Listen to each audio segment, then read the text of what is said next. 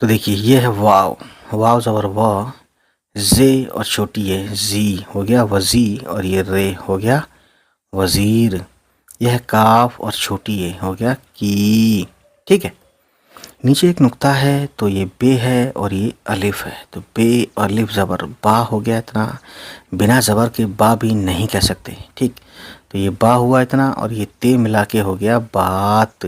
ठीक, इतना वर्ड ख़त्म हो गया। अब ये सीन से शुरू होता है, यहाँ से सीन पे सू और ये नून हो गया सुन।